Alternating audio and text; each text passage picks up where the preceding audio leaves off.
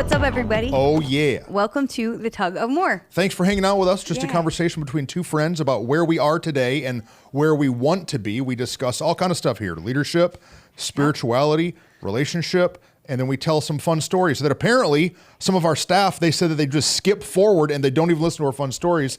They said, we want the meat. Give us the meat. McKinley's sticking her head in the room right now, shaking her head yes, saying, just get past the goofiness and get to the point. But I say no.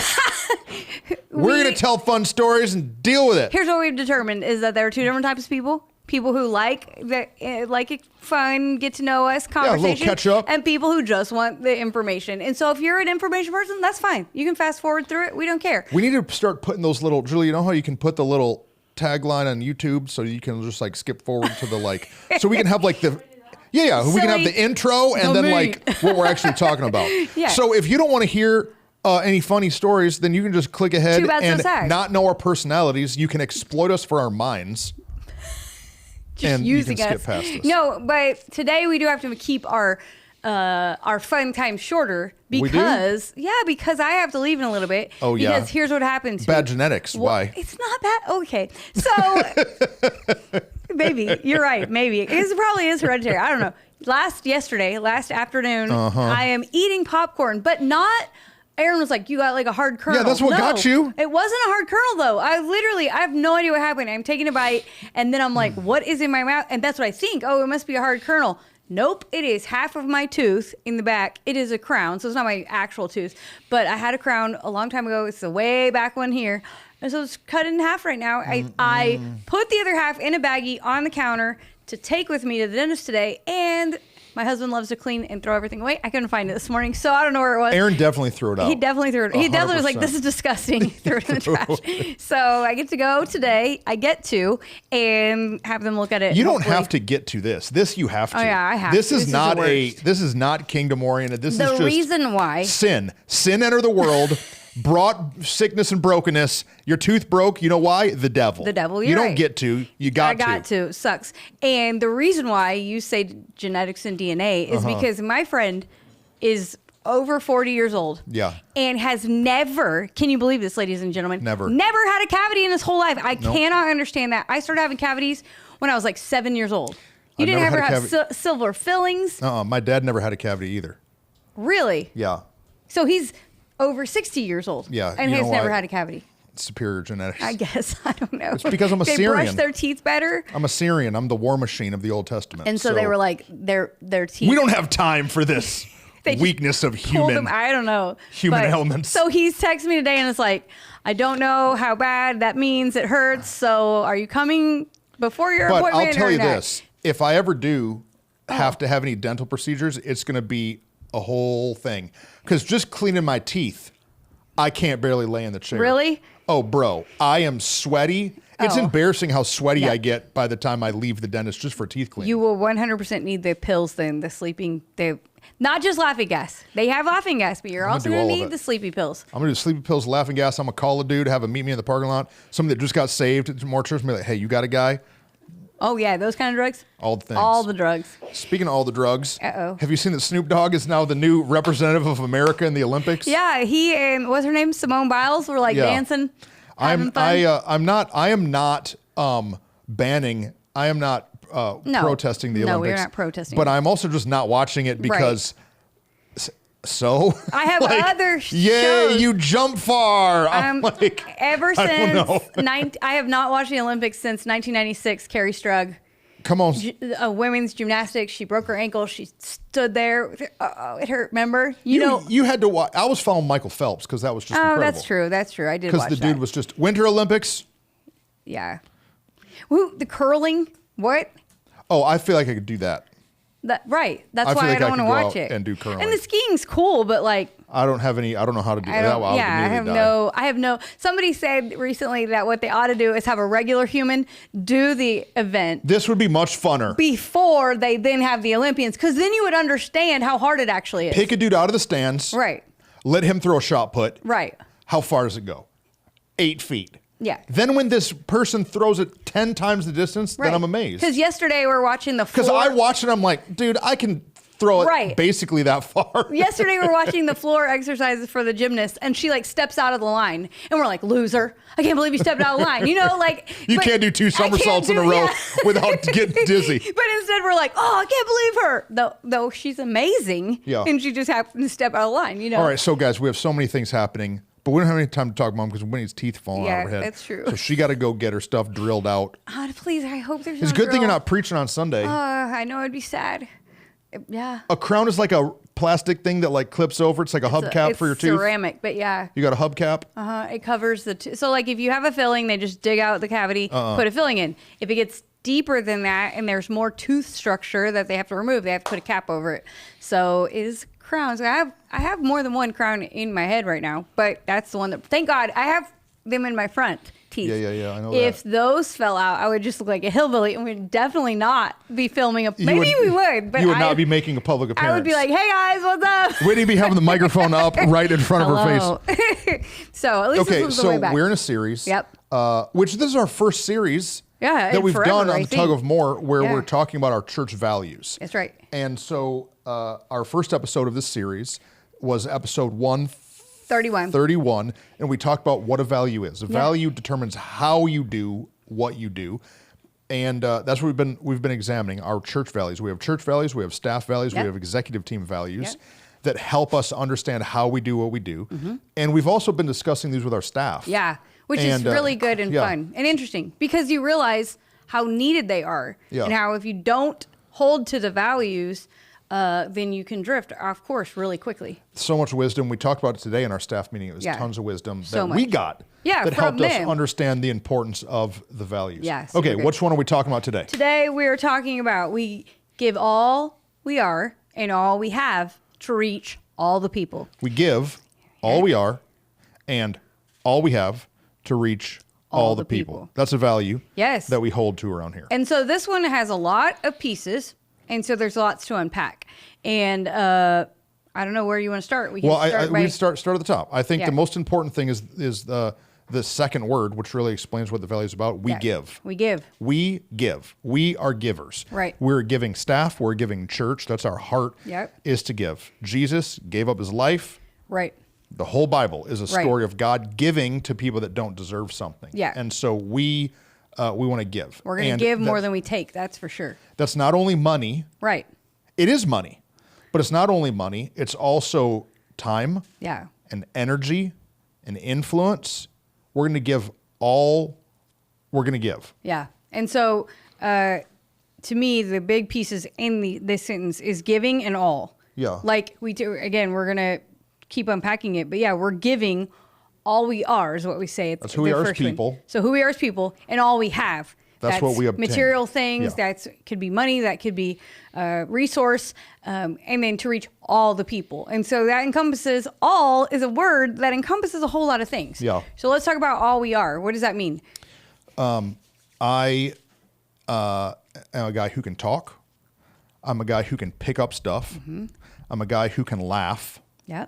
I'm a guy who can bring intensity. I'm a guy who can give wisdom to you. This is all that I am. I have a truck that I drive so I can move stuff around. I give all that I am. I'm a husband. I have children. All that I am is at God's disposal. Right. Just this week, Brady preached. Shout out, Brady. It was so fantastic. Here's a link. Whoosh, if you didn't see it, which I got to guard my heart a little bit.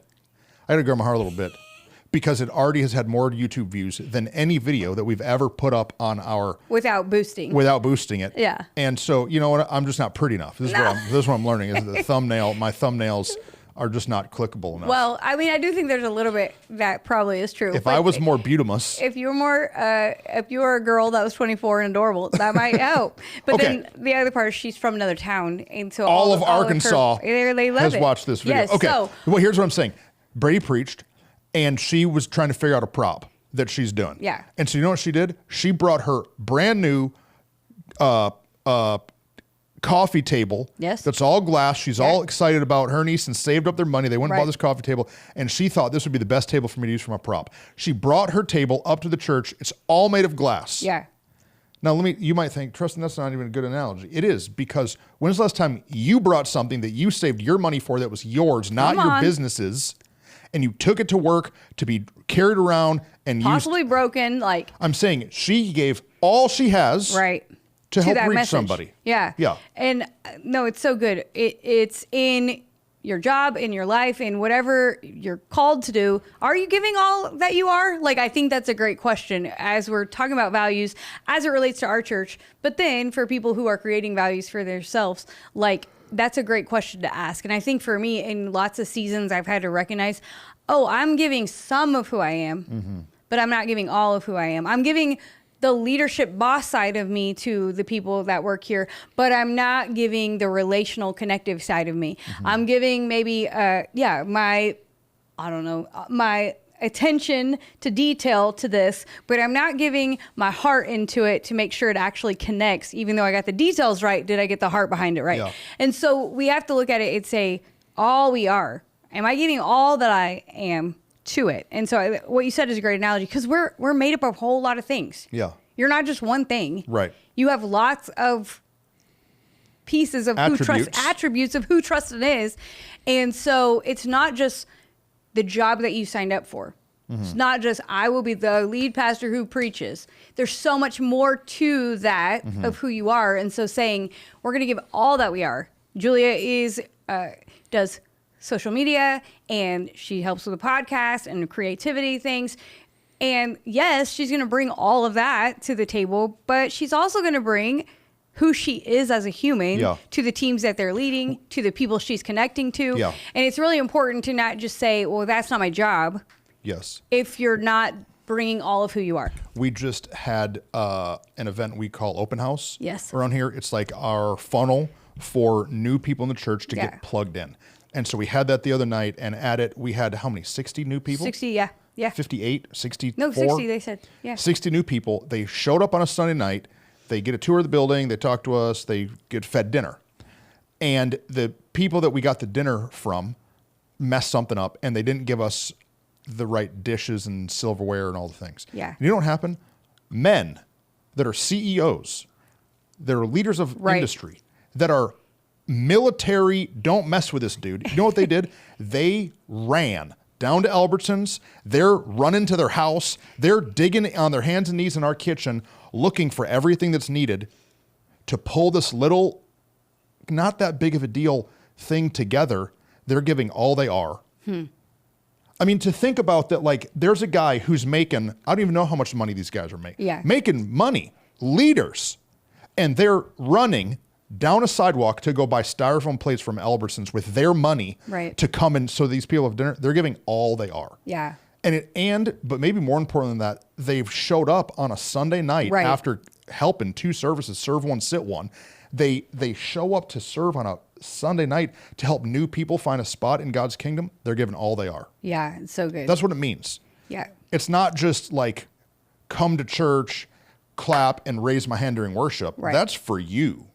Come on. Giving all, like, this is where that's being a taker. This is you that's receiving ministry. It's not being a taker, but receiving, But the value, it's positioning yourself to say, God, I'm at your disposal. Yeah. I'm a tool in your toolbox. Do with me as you will for the building of your kingdom. Right. And again, this is a church value. Yes. This is not a staff value. So this is not only for people who get a paycheck from their church, but this is for anyone, you just said it, who is a part of the kingdom of God. Yeah. You know, we are not a mega church. No. I believe that God has great things for us in the future. Right. Big things for us in the future. But right now, we would not be statistically considered a mega church. But we still get churches that call us all the time and ask for favors. And do you know what we do? We give all we are and all we have to reach all the people. How many times have we let other churches use our baptism tanks for free? Yeah, a bunch of times. Countless. How many times? Hey, yeah, you can use this truck. You can use this trailer. Our jank church vans. Yeah, you can borrow them as long as they're not already being used by us. We're going to make them available to them. We lend out stuff. We help as much as we're able to because it's not, I don't own this. Right. Trust and Babbitt doesn't own this. Right. And really more church does. This is God's. This God owns this. It's good. No, it's so good. And so recognizing in our life, are we giving all that we are to reach all the people? Yeah. That's the mandate that God's given all people who are followers of Jesus. And so the reason those guys are running to get styrofoam is because they understand the significance of a dinner that connects a family so that all the people in that family can be connected to God. Yeah. And so when you understand the sentence has to all go together, when you understand why you're giving all that you are, it makes it a whole lot easier to want to give all that you are. Oh, we got to talk about how I've totally redeemed myself of a major ministry fail. Well, we did talk to these people about your major ministry fails. If you are part of the Tug team, you've heard me multiple times reference my large ministry fail of my vision, my plan, my baby, the more market. Yes. We had this idea, we're going to raise some funds. We moved into this new building. We had a bunch of stuff we need to get rid of. And I had like 8 people in the church mention, I need to do a garage sale. Yeah. So we're like, well, we're just going to do the more market. Yep. Everybody bring your junk up here and we're going to sell it for you, donate it. Yeah. So we had people bring all the things. Semi-truckloads. They brought all that they are and all that they have. But it did not reach anybody. No. And so we had all this stuff in the building and Well. hardly anybody came. And it seemed like a financially bankrupt event and fruitless. But I'm here to tell you that this week at the open open house, yeah. a guy and his wife, cute couple. Yeah. So nice. They were super fun. I liked He them comes a lot. up to me, he says, Pastor, well, Kyle, they're at Kyle's table. And Kyle brings him over to meet me. And they said, Kyle says, tell him how you first came to church. He said, I came to the Moore Market. I said, yes, you did. I was so excited. I high-fived the guy. I'd never even met him before. Then you go and totally redeem yourself, You right? totally redeemed yourself. So this But- dude and his wife got saved. And so we put a few parameters on it that as long as we receive 19 more of those stories, and then at least half of those people become fully invested people who serve, give, and are a part of the church. Yeah. And there was one more Then caveat. we then we can possibly put the idea back on the table to maybe someday do in the far off future. The struggle with 20 people having that testimony is I don't know if 20 people even attended the Moore This is the Market problem. in total, other than like our families. Genius. Yeah, Whitney has now I'm just kidding. just janked me. No, it's funny. We give all we are. Yes. Okay, let's talk about all we have. Okay. All we have. You know, the most important thing that we have, well, I mean, I guess it's time, but we talked about that Yeah. already a little bit, is our money. You Right. can't have my money. No, I'm not giving you no money. You want to make me mad? Come and take my money. Right. Absolutely. You want to tick me off? Take my money. It's really good because a lot of people feel like all the church wants is my money.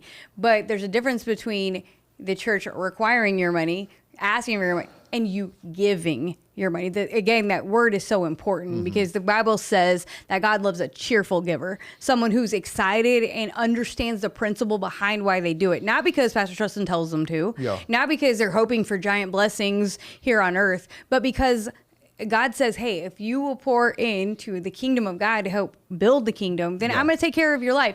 And it's a principle and a step of obedience, but it comes from understanding that you gotta be willing to give it. Yeah. Not just begrudgingly say, I guess this is what I must do. This saying of all the church wants is my money is funny to me because why do you think Chipotle exists? Right. What do you think Chipotle is there for?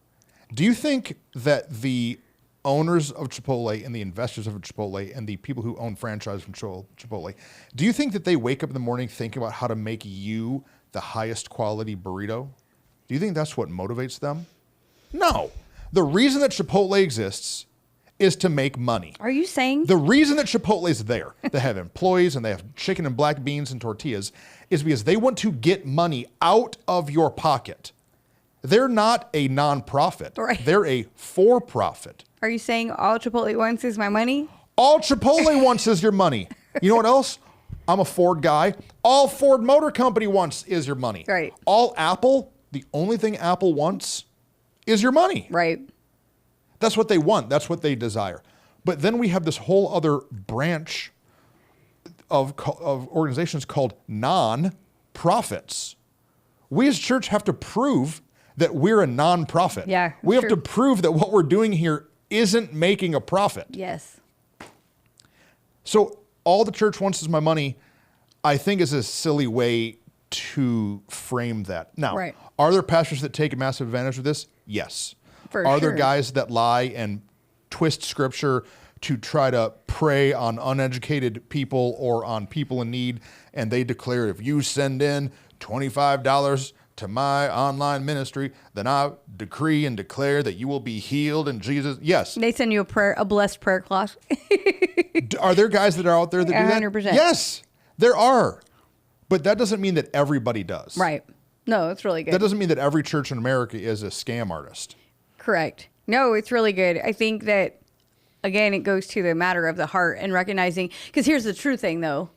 Even if you once were a part of a church and that's what that person was doing with it, they are responsible to answer to God for that. It's not your fault. You were obedient. You did what God told you to do. You gave. You were giving unto the Lord. They mismanaged it. You know, and so I think that some people would be like, I've already tried that. I don't want to try it again. But don't let yourself miss out on being obedient in what God's asked you to do just because somebody else was a punk. Someday, when I die, I'm going to go to heaven, you know? Yes. And the Bible says that I'm going to be held to a higher standard because I have decided to preach the gospel. Yep. And I am going to have to give account for what I did with what passed through my fingers. Yep. That's not just like what passed through my fingers that Rachel and I, our money. I'm going to have to give account for the resources that came into more church, how we navigated those and what we did with those. Yeah. And that's a heavy weight. That's a burden. That freaks me out a little bit, but it helps us stay good stewards of what we have so that we're not spending it poorly. A couple of years ago, to our staff, I called everybody together. I said, hey, I want to talk about the spending piece. And I brought up a lady in the church. She's a single mom who works really hard. She serves and she gives. I'm not going to say her name, but I said her name. Should I say her name? No. Okay. I said her name. And I said, everybody know who she is? They said, yeah. I said, okay, this lady, she tithes here. She gives. And it's not very much money. It's very little what she gives, like in comparison to the majority of her budget. And I said to the staff, and what I want you to do is next time you're out buying something at the store, you're running to Home Depot to pick something up, you're running to Sam's to buy something, I want you to think, I'm spending this lady's tithe. Mm-hmm.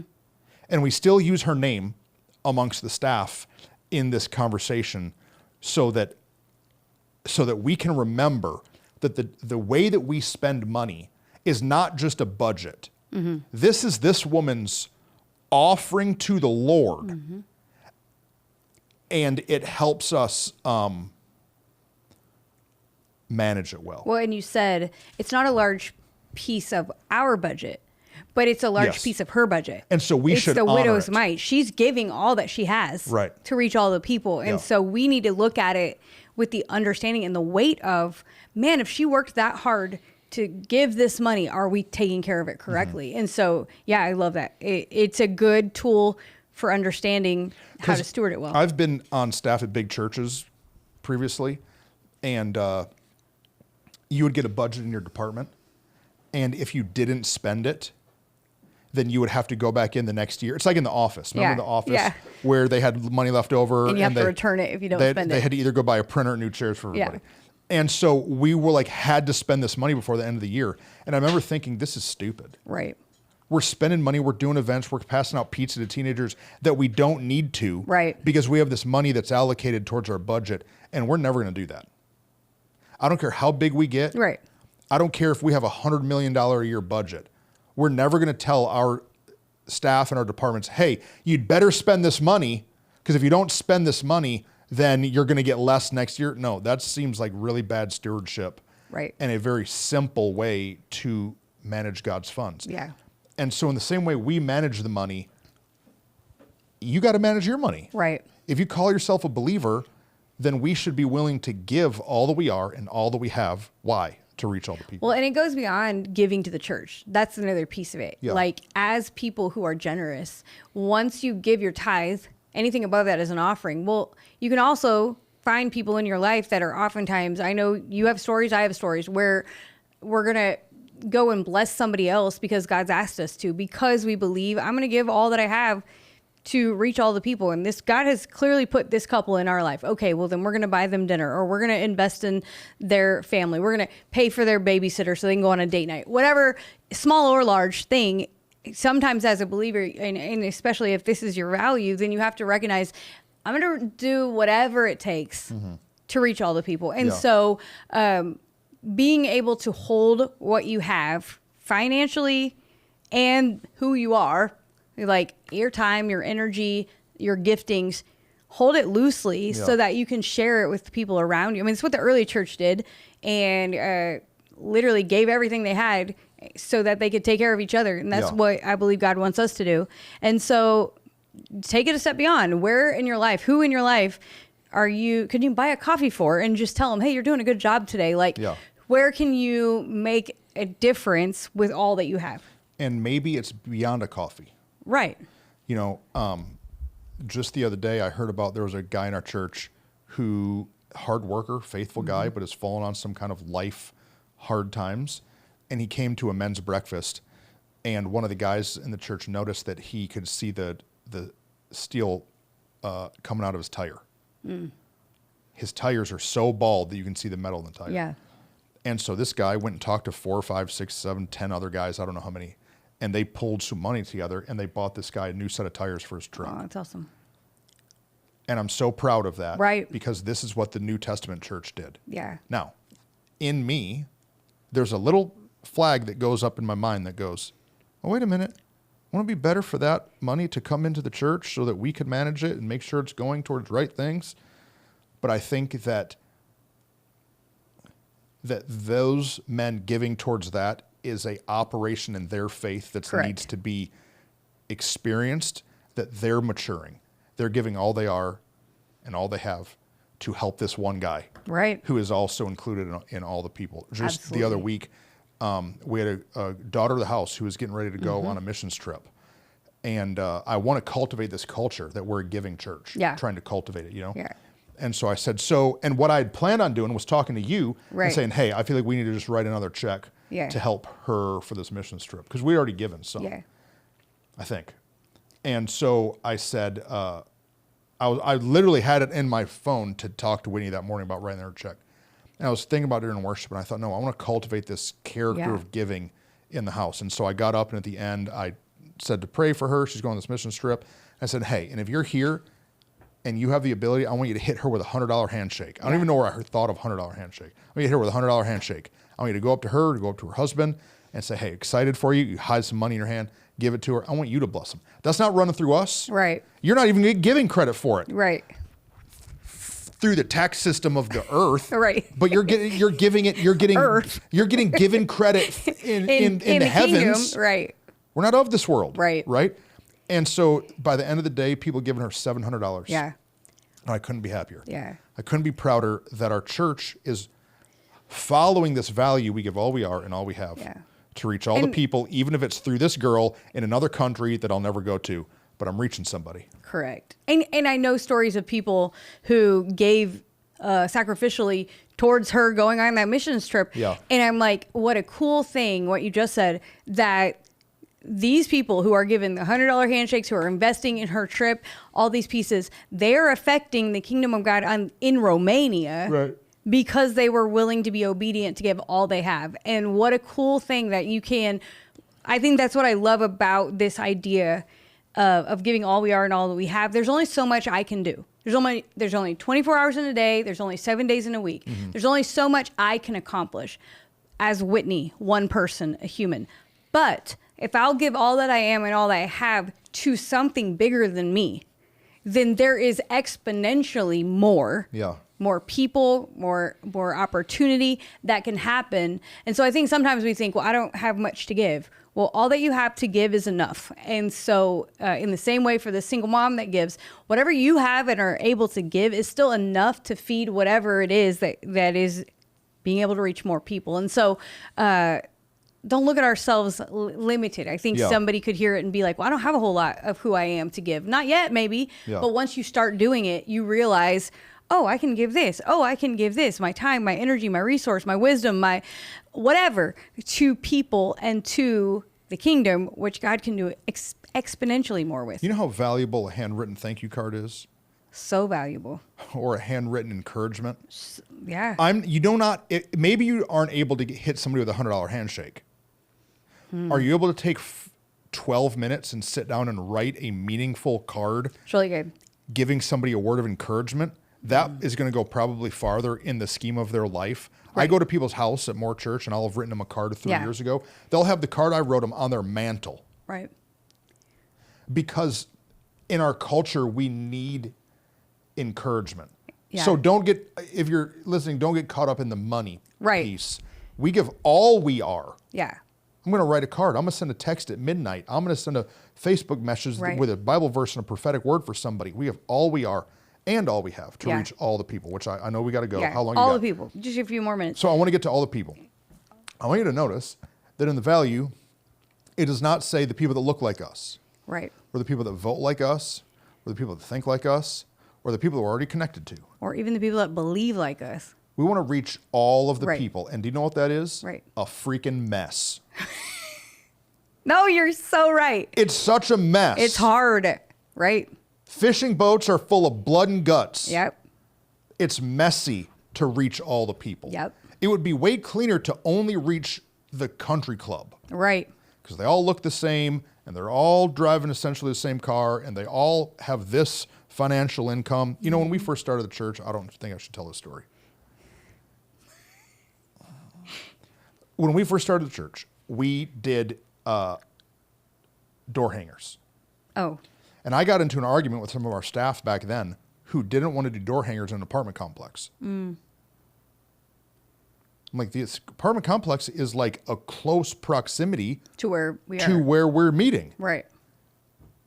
And they pushed and pushed. You know where our first building was? Yeah. They went and drove all the way to Strawberry Fields. Mm-hmm. Think about how, that's the name of a neighborhood. Yeah. Think about how far away that is. Right. In From the where city we of actually Mansfield. were. From where we're, and this person on our team took a team of people to go and walk the Mansion neighborhood. Right. And I took a team of people to go and pass out door hangers at the apartment complex over behind Home Depot. Right. Right. And like, it just rubs me the wrong way a little bit that like, we should be willing to reach all the people. All the people. Well, and it's why. Because I'm pretty sure that's how Jesus did I'm it. pretty sure. I'm pretty sure Jesus did not have only rich guys as disciples bankrolling his ministry. Not at all. And that's what, he got accused of all the time, of hanging out with sinners and tax collectors. And like, again, we are intentional. That's why we have values, because they hold the boundary lines for us and they hold the line for us. But we're not going to be sinful in what we're doing, but we're going to love all the people. We're going to love everyone, no matter where they come from, no matter what their background is, no matter what they've been through.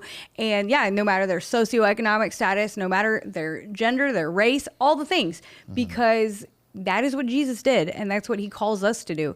It says, go into all the world. Yeah. All the world. We think of like, oh, the big globe. So somebody's got to go to Africa, but it also just means all of the world around you. Yeah. The rich people, the poor people, the struggling people, the addicts, the ones who are going to the country club but are actually addicts, but you don't know it, like all the people. Mm-hmm. And you're right, it's so messy and it's so not pretty at first. Mm-hmm. But the beauty, I love that. The beauty of when we all come together, our church looks like heaven. Like they say, I always think of that. Every tongue and every tribe will confess, right? That he is Lord. That is what all the cultures, all the people are in our church. And I love it because at first it was like, oh, wow, this is kind of difficult. But now the beauty is that what we found is all the people are the same. Mm-hmm. At our core, we're all looking for, love and affirmation and community and hope that comes from Jesus.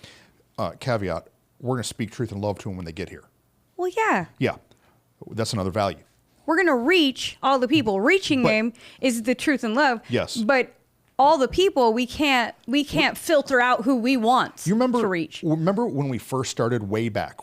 Yes. And we would try to do life groups.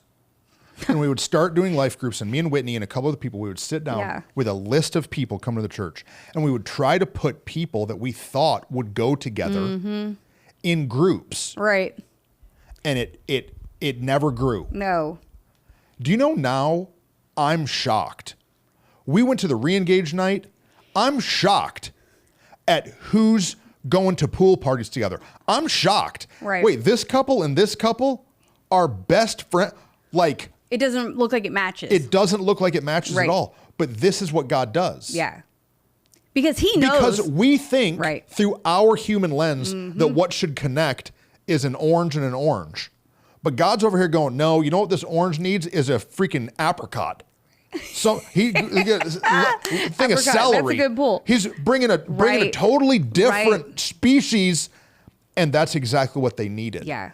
And but we gotta get out of the way of a little bit of that. Yeah, and it's not easy, but we have to take our pride and put it aside, and then we have to be willing to give all that we are and all that we have, because it takes a lot more energy to process through with somebody that maybe I don't fully understand their story yet. Maybe I've never walked a mile in their shoes before. That does take more time, more energy, but man, it's worth it if I really want to hold the mandate and the value that we're going to reach all the people, right? Yeah. Yeah. So the question for you Yeah. is, are you giving all you are and all you have to reach all the people? Or are you just a receiver? Are Yeah. we just getting from the Lord and getting from the local church? Or are you investing? Right. And are you doing one of those okay, but not the other? Like, are you giving your time, but not your money? Are you giving your money, but you think because you give your money, you don't have to give your time? Like, are you in your home? Are you giving all that you are and all that you have to reach all the people in your home? Like, are you really paying attention in your workplace to the people that God's put around you? And is it all the people, or is it just the people you feel comfortable with? I think it's all of those are great questions to ask yourself. So good. Guys, Whitney has a tooth falling out of her head. We would keep going. Yeah, we would, but guess what? There's more. Always. But she got to go. Sorry, guys. So pray for her. Are they drilling? There's not a I drill hope not, scenario. but probably. They probably have to drill to get it off. So are you not? The other half. Like, what happens? The great thing about Whitney is she could have totally taken me for advantage and told me, oh yeah, it hurts so bad. We just finished staff meeting. Yeah. We had staff meeting this morning. She could have bailed on staff meeting. No. She could tell me I can't come to work for 2 more days. But you know what? She'll probably be here tomorrow at 9 a.m. Yeah. With a smile on her face. It'll be fine. She might have like a little chipmunk action. Right. But it'll be fine. All right. Love I got y'all. 5 more fun stories to tell. I can't. She got to go. All right. Love you guys. See ya. Bye.